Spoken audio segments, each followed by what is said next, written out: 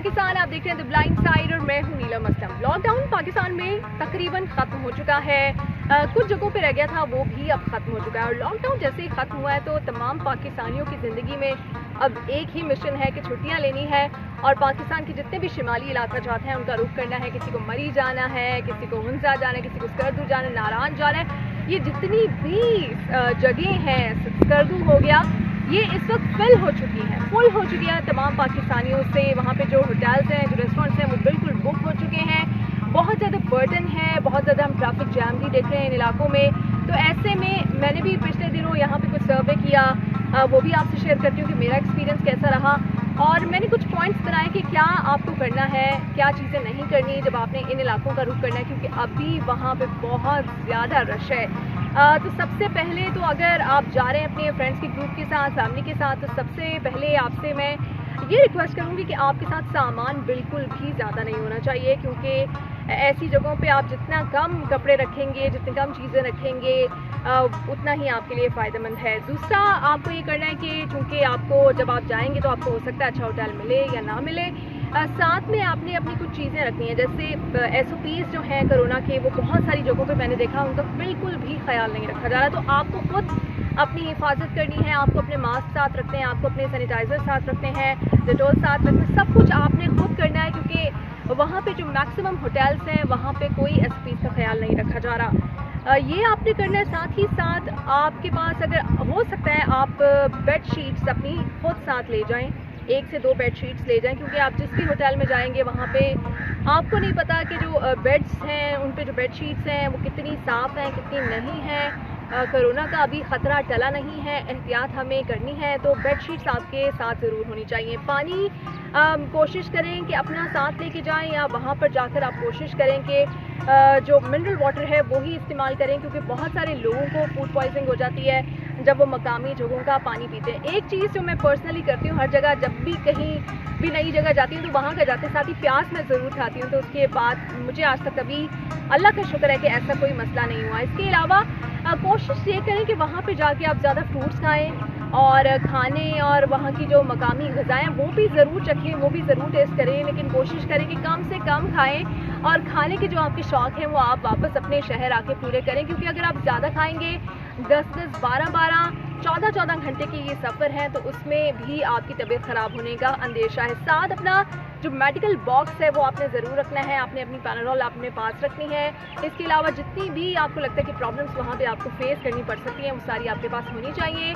अपना मास्क होना चाहिए, सैनिटाइज़र होना चाहिए। ये वो तमाम एहतियाती तदाबीर हैं जो कि आपको ख़ुद को करनी पड़ेंगी अगर आप इन इलाकों की तरफ निकल रहे हैं। दूसरा, फिर कंपनी आपके साथ अच्छी होनी चाहिए। दोस्त हैं तो वो भी ऐसे होने चाहिए जिनको आप बर्दाश्त कर सकें या जो आपको बर्दाश्त कर सकें, क्योंकि लंबे सफ़र हैं और इसमें 100% चांस है कि एक दूसरे पे गुस्सा भी आएगा, कभी थकावट भी होगी। और इन सारी चीज़ों को भी, इन मूड स्विंग्स को भी आपने, इन टेंट्रम्स को भी देखना है, एक दूसरे को बर्दाश्त करना है अगर आप चाहते हैं कि आपका लॉन्ग टर्म रिलेशनशिप रहे लोगों के साथ। दोस्तों की बात कर रही हूँ, फैमिली को तो आपको करना ही पड़ता है बर्दाश्त हर सूरत। जो आपने चीज़ें करनी है, आपके साथ एक अच्छा फोटोग्राफर ज़रूर होना चाहिए। अगर आप साथ नहीं लेके जा रहे तो आपकी फैमिली में कोई एक ऐसा इंसान ज़रूर होना चाहिए जिसकी फोटोग्राफी अच्छी हो, जो अच्छी वीडियोस बना सके, क्योंकि वहाँ पे जो नेचुरल ब्यूटी है, अगर आपने उसको सही तरह कैप्चर नहीं किया तो आप उसको बयान भी नहीं कर सकेंगे। जो आपके पास पिक्चर्स होंगी, जो आपके पास वीडियोस होंगी, बदकिस्मती से मेरे पास जो वीडियोस हैं, जो पिक्चर्स हैं, उनकी क्वालिटी बहुत अच्छी नहीं है, क्योंकि फोटोग्राफर इतने अच्छे नहीं थे मेरे साथ। और दूसरा, आप अपने साथ लेके जा सकते हैं बारबेक्यू, वहाँ पे आप जाके कर सकते हैं। आपके पास जो डिफरेंट गेम्स हैं आप खेल सकते हैं, अंताक्षरी वहाँ पे जाके खेल सकते हैं। बहुत सारी चीज़ें आप वहाँ जाके कर सकते हैं। और फिर आपके पास अच्छे जॉगर्स होने चाहिए। उसके अलावा सिर्फ जॉगर्स नहीं होने चाहिए, आपके पास चप्पल भी होनी चाहिए। उसका रीज़न ये है कि बहुत सारी जगहों पे आपको पानी में उतरना पड़ेगा और आपके जो जूते हैं वो ख़राब भी हो सकते हैं। तो ये सारी प्रॉब्लम्स आपको फेस करनी पड़ सकती हैं। इसके लिए मैंने आपको स्पेशली ये कहा है कि फूड का आपने ज़रूर ख्याल रखना है कि बहुत ज़्यादा पेट भर भर के खाने नहीं खाने, और कोशिश करें जो वहाँ की मकामी ग़िज़ाएँ हैं उनको ही आप ज़्यादा टेस्ट करें, ताकि आपको पता चले कि आप किस एरिया में आए हैं। जैसे कि हम नारायण गए थे, हुंसा गए थे। नारायण के आगे जो इलाके हैं उनको मैंने बहुत खूबसूरत पाया है। और फिर आपने एक कोशिश ये करनी है कि वहाँ पर जैसे ही आप जाएं तो आपने अगर आपको थोड़ी सी भी थकावट फील हो रही है तो आप फ़ौरन से मेडिसिन खा लें।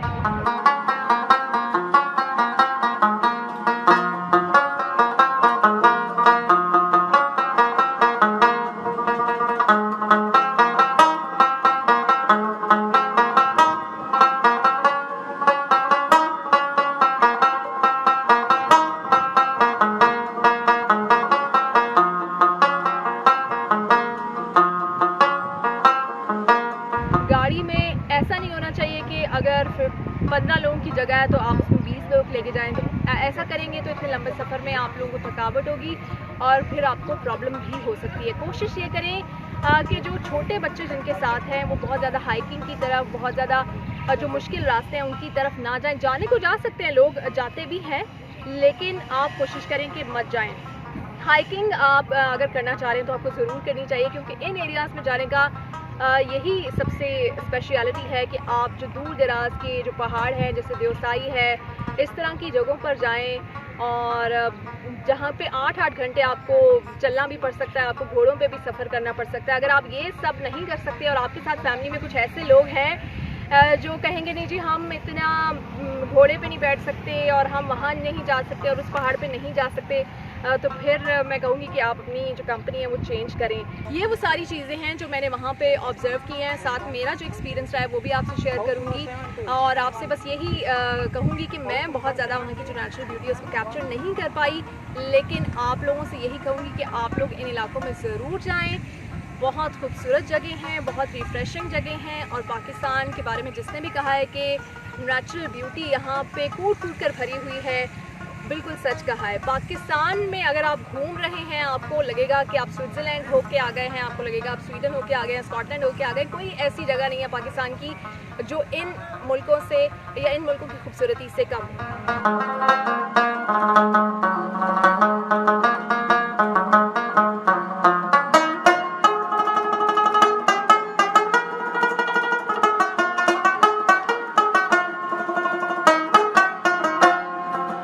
हम तो इसी वजह से इन इलाकों से दूर थे क्योंकि लॉकडाउन था। अब लॉकडाउन नहीं है तो हमारे और इन इलाकों के बीच में कोई पाबंदी नहीं है, और क्यों हम रुकेंगे इस नेचर से, इस खूबसूरती से, इन आबशारों से। और स्पेशली जो आबशार इस वक्त मेरे पीछे है वहाँ का पानी आ रहा है झील सैफुल मलूक से, हाँ जी, जिसके बारे में मैंने भी सुन रखा है कि वहाँ परियाँ आती हैं, रात को डांस करती हैं। मैं भी देखना चाहती हूँ उनका डांस, तो मैं सोच रही हूँ रात को जाऊँ और देखूँ कि परियाँ आती हैं, क्योंकि मैंने जहन में उनका एक लिबास बनाया हुआ है, उनका डांस है, तो वो कैसी लगती हैं असल में। उनसे मुलाकात करूँगी और आपकी भी ज़रूर मुलाकात कराऊँगी। खैर इस तरह से नारान में मैं इस वक्त मौजूद हूँ, नारान की भी आपको सैर कराऊंगी। लॉकडाउन के बाद यहाँ पे क्या तब्दीली आई है और लॉकडाउन से पहले क्या तब्दीली थी वो भी आपको दिखाऊंगी, और साथ साथ हुंजा की सैर अगर आप करना चाहते हैं तो आपको ये कंप्लीट शो ज़रूर देखना होगा। अताबाद लेक पे लेकर जाऊंगी और कुछ रिवर राफ्टिंग भी करेंगे।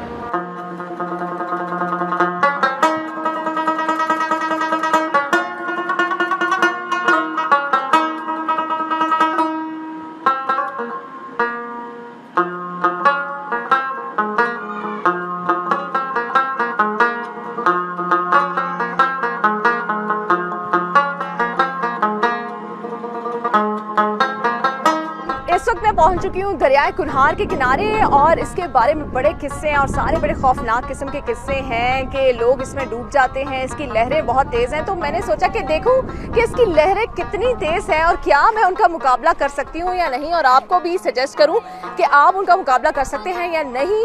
तो मैं इसमें करूँगी अब से कुछ देर बाद राफ्टिंग में क्या मुश्किलात आती हैं। सुना है पानी पूरा अंदर आ जाता है और दिल की धड़कनें तेज़ हो जाती हैं। क्या ये सब होता है ये भी मैं आपको दिखाऊंगी, लेकिन दरियाए कुनहार की लहरें वाकई बहुत तेज हैं।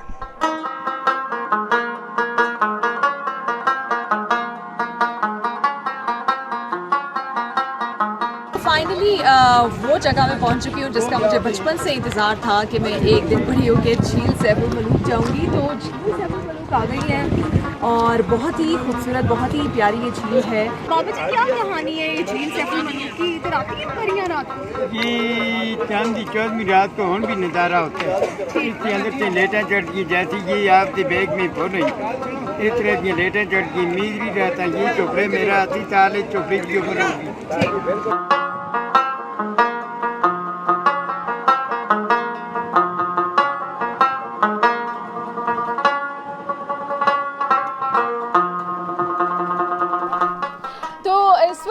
झील सैफुल मलूक में हम बोटिंग कर रहे हैं और पहले भी आपको बताया कि बचपन का ख्वाब था कैलेंडर्स में देख देख के। पाकिस्तान के जो कैलेंडर्स बनते हैं उसमें अक्सर झील सैफुल मलूक की और इन पहाड़ों की पिक्चर्स होती हैं, तो बचपन से एक फैंटेसी थी कि यहाँ आना है। बिलाखिर आज उम्र के आखिरी हिस्से में ये फैंटेसी और ये ख्वाहिश भी पूरी हो गई है। मेरे साथ और भी बहुत सारे लोग हैं जिनकी ये ख्वाहिश पूरी हुई है। आज ये अली भाई हैं, इनकी भी ख्वाहिश पूरी हुई है।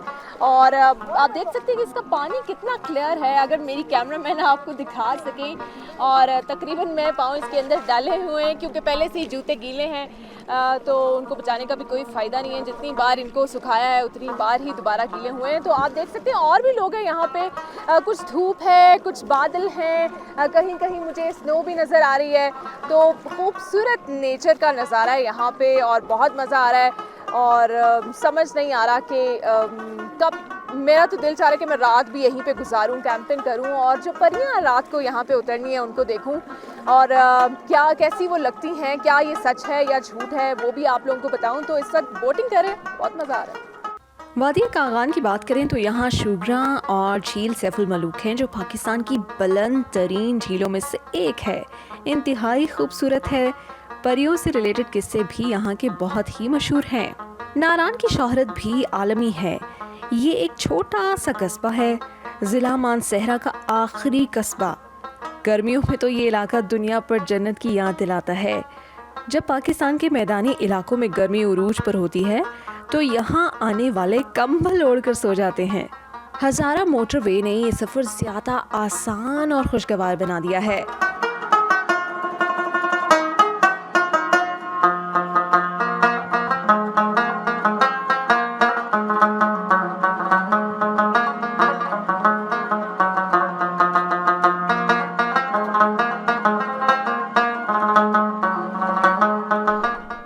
हुंजा में जा रही हूँ लेकिन रास्ते में जो मकाम आ गए हैं ना, उनकी अगर खूबसूरती का तस्करा मैं ना करूँ, उनको डिस्कस ना करूँ तो बहुत ज़्यादती होगी और शायद मैं अल्फाज में बयान नहीं कर सकती और कैमरे में इस खूबसूरती को कैप्चर नहीं कर सकती। इस वक्त मैं मौजूद हूँ बेसर में और इससे पहले हम गुजरे हैं लालाजार से, उससे पहले बटाकुंडी था, नारान से। नारान के ये मकाम है और इतने खूबसूरत हैं कि मैं लफ्ज़ों में बयान नहीं कर सकती।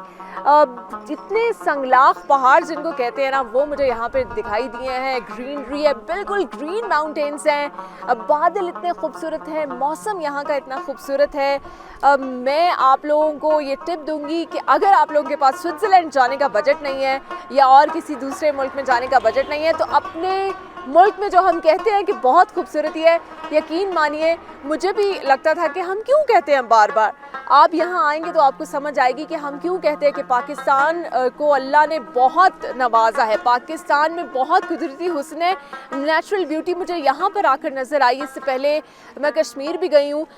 मैं कंपैरिजन नहीं करना चाहूँगी लेकिन मैंने यहाँ पर बहुत खूबसूरती देखी है। आप भी अगर देखना चाहते हैं कम बजट में नेचर के बेस्ट तरीन मनाज़िर और जन्नत के नज़ारे करना चाहते हैं तो आपको नारान से हुंजा तक का जो सफ़र है उसके दरमियान में ये जो लालाजार है, जो बटाकुंडी है और स्पेशली जो बेसर है, आपको यहाँ आना पड़ेगा।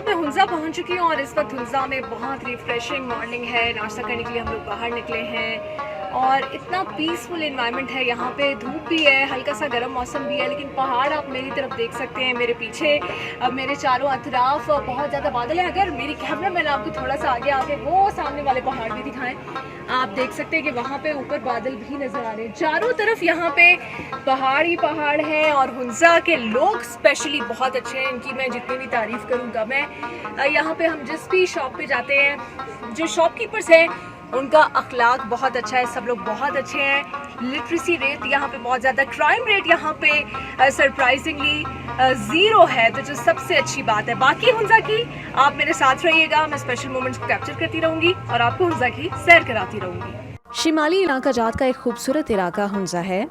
ये कराकोरम और हिमालय के पहाड़ों में जड़ा एक नगीना कहलाता है। ये चारों तरफ से पहाड़ों में घिरी हुई है। इस वादी तक पहुंचने के 2 ज़मीनी रास्ते हैं, मानसहरा से थाकोट और फिर गिलगित से होकर आप इस खूबसूरत वादी में दाखिल हो सकते हैं। जबकि बालाकोट से होते हुए नारायण के रास्ते भी आप यहाँ पहुँच सकते हैं। रास्ते दुश्वार ज़रूर हैं, पर मंजिल पर पहुँचते ही आप कहेंगे it is worth the pain. यहाँ का अहम शहर अलीआबाद है। यहाँ बोली जाने वाली ज़बान ब्रोशस्की कहलाती है। कहा जाता है कि ये दुनिया की मुश्किल तरीन ज़बानों में से एक है। वाक़ी और शीना ज़बान भी यहाँ बोली जाती है। यहाँ आसपास की मशहूर चोटियों में राकापोशी, गोल्डन पीक, डिरान पीक और अल्तर पीक हैं। यहाँ 700 साल पुराना कला भी है। अताबाद झील देखे बगैर यहाँ की सयाहत मुकम्मल नहीं हो सकती। यहाँ का अहम शहर अलीआबाद है। यहाँ बोली जाने वाली ज़बान ब्रोशस्की कहलाती है। कहा जाता है कि ये दुनिया की मुश्किल तरीन ज़बानों में से एक है। वाक़ी और शीना ज़बान भी यहाँ बोली जाती है। यहाँ आसपास की मशहूर चोटियों में राकापोशी, गोल्डन पीक, डिरान पीक और अल्तर पीक हैं। यहाँ 700 साल पुराना कला भी है। अताबाद झील देखे बगैर यहाँ की सयाहत मुकम्मल नहीं हो सकती।